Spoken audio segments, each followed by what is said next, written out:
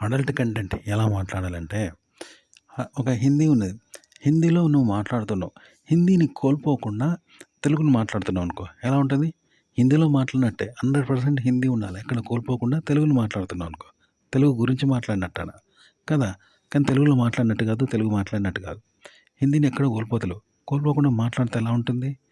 ఆ విధంగా ట్రెడిషనల్‌గా మాట్లాడు. 100% ట్రెడిషనల్. ఎక్కడ బూతు గాని, అశ్లీలం లేకుండా, ఆ భావం లేకుండా, ఆలోచన లేకుండా దాని గురించి మాట్లాడు.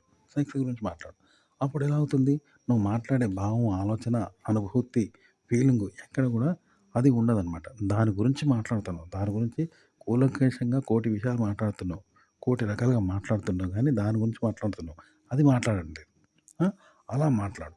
అలాగే సెక్స్ గు గురించి కూడా ఎక్కడ దాని గురించే మాట్లాడదు తప్ప, దాన్ని మాట్లాడతలేవనుకో, అప్పుడు ఎలా ఉంటుంది? అది నువ్వు మాట్లాడినట్టు కాదు. దాని గురించి మాట్లాడుతున్నావు. తప్ప దాన్ని మాట్లాడతలేవు కదా! కానీ దాని గురించి విపులంగా మాట్లాడుతున్నావు. చెప్పరానివి, చెప్పలేనివి, చిన్న గుసగుస చెప్పుకునేటివి, చెవులు మూసుకొని మాట్లాడుకునేటివి, చెవులు మూసుకునేటివి, వినలేక చెవులు మూసుకునేటివి. అలాంటివి కూడా నువ్వు మాట్లాడుతున్నావు. కానీ వాటిని మాట్లాడతలేవు, వాటిగా మాట్లాడతలేవు. వేరే రకంగా మాట్లాడుతున్నావు. అంటే ఒక రకంగా చెప్పాలంటే ఏదో సినిమాల తులసి పూజ చేసేటప్పుడు ఆడవాళ్ళు ఏం చేస్తారు? ఆ! ఆహ్, బ్లౌజ్ లేకుండా చేస్తూ ఉంటారు హీరోయిన్.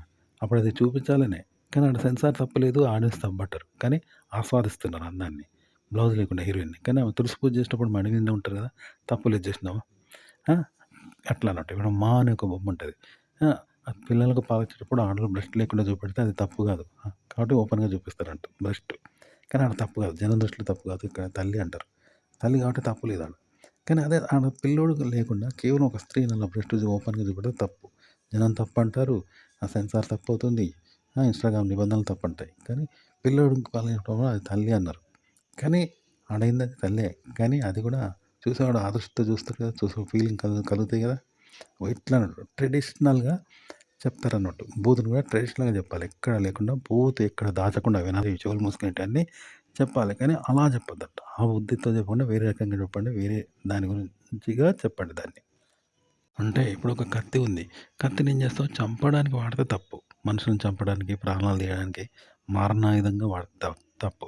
కానీ అదే కత్తితో కూరగాయలు కోయడంలో తప్పులేదు కదా! కూరగాయలు కోయడం, కోడిని కోయడం, మటన్ కోసుకోవడం, ఉల్లిగడ్డలు కోయడం, ఆపరేషన్‌లు చేయడం ఇలా ఎన్నో ఉంటాయి కదా! యూజ్‌ఫుల్‌గా ఉన్నాయి కదా! ఇలా మరి బూతు, అశ్లీలము ఇవన్నీ కూడా నిషేధము అని అన్నారు. బూత్ అన్నారు, అశ్లీలం అన్నారు. చూడొద్దు, వినొద్దు అన్నారు. కానీ దాని గురించి ఉపయోగాలు కూడా ఉన్నాయి కదా! అది సృష్టి కార్యం అంటారు. నెక్స్ట్ జనరేషన్ ఇస్తుంది. పెళ్ళిలో అదే ఉంటుంది. ఆ! పెద్దవాళ్ళు కూడా చేసుకోమన్నారు తప్ప దాన్ని తప్పని ఎక్కడ చెప్పలేదు కదా!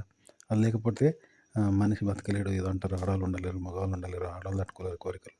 కాబట్టి ఉపయోగాల గురించి చెప్పండి. ఉపయోగంగా చెప్పండి. అప్పుడు తప్పు కాదు కదా! ఇట్లా మాట్లాడండి. కేవలం సెక్స్‌గా, బూతుగా, అశ్లీలంగా కాకుండా ఏ విధంగానే ఎన్నో రకాలుగా దాని గురించి మాట్లాడొచ్చు ఇట్లా.